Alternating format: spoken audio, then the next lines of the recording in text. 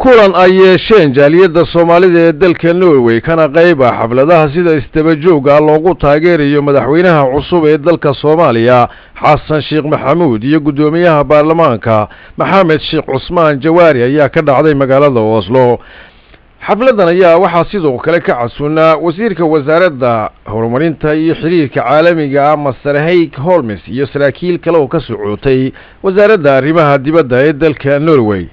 kulankan oo Jaliyadii Soomaalida iyo madaxdii ka socotay dalka Norway uga wada hadlayeen sidii qurba joogta dalkan ay uga qayb qaadan lahaayeen dib u dhiska dalkooda ayaa nasiib wanaag waxaa suurta gashay in khadka telefoonka magaalooyinka Muqdisho iyo u dhaxeeya oo si toos loogu helay madaxweynaha Jamhuuriyadda Soomaaliya mudane Xasan Shiikh maxamud. Hello habeen wanaagsan.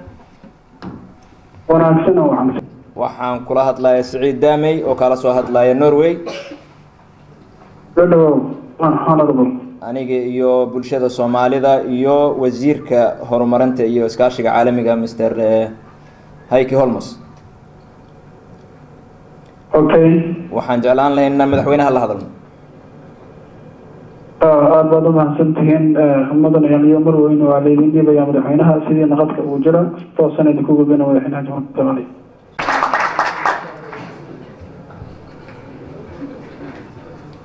هلو مدحوينه سعيد محمود دامي ayaan kula hadlay madaxweynaha Jamhuuriyadda Federaalka ma la hadlaynaa madaxweyne af Ingiriisigan kugu soo dhaweynaya kadibna af Soomaali baan kugu soo dhaweynaya Jaanis baad qaadanaysaa markaas inaad ummadaada la hadashid.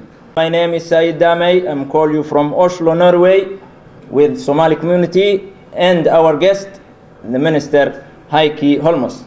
I appreciate your call and I welcome the minister and the Somali community there. Please, you're most welcome and thank you very much for calling.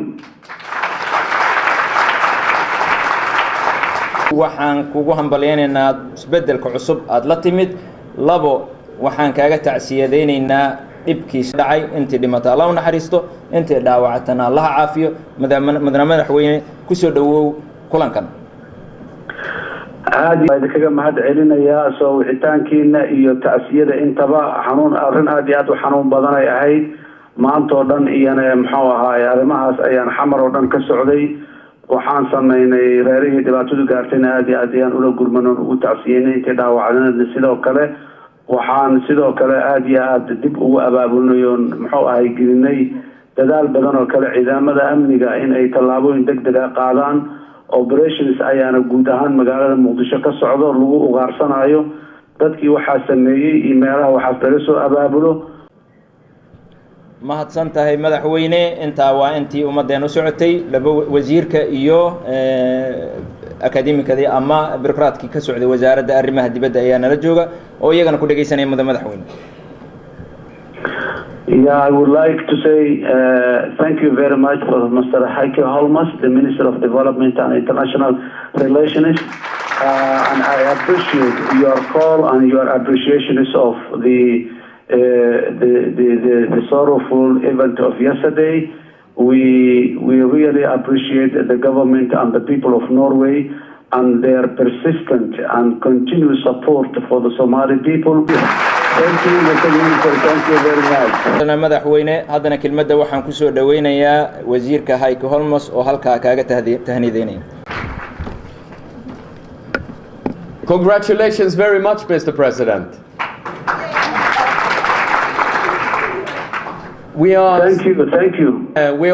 We've just had a good discussion on how Norway and the Norwegian Somali diaspora can contribute in a positive way to the development of peace and prosperity in your country.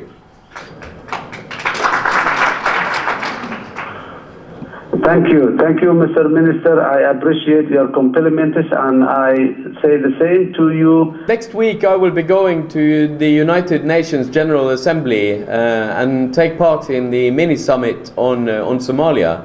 And I would like to hear from you, Mr. President, if there are any particular issues that you feel that it's key that our community and the international community should do to support you in a most effective way. Thank you, Mr. Minister. Unfortunately, I'm not coming to New York due to the circumstances in the ground, but a delegation from Somalia will be coming, the caretaker Prime Minister and the Minister of Foreign Affairs and the Minister from State from the Presidency will be coming there, and I will be attending that conference through video conferencing, and I will be talking to you and the other guests who will be attending there.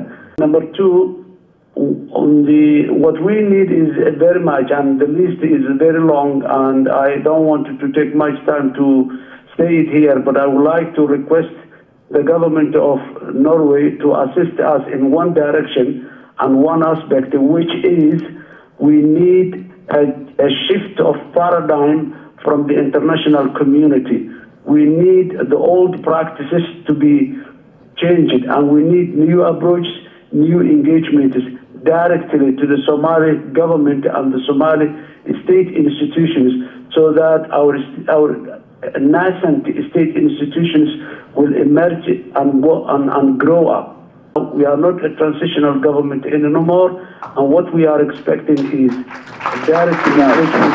I hope very much to meet with your people over in New York, and hope to be able to invite you whenever you and Javari, whenever he has time, and the other representatives of Somalia and the Somali government to Norway.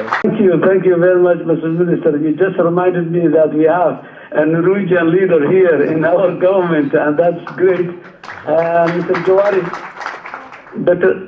Professor Javari is a very good friend of mine in the old times, and we are very good partners now. So please, Mr. President, let's end this by a trivial question, and that is, how is the weather today in Mogadishu?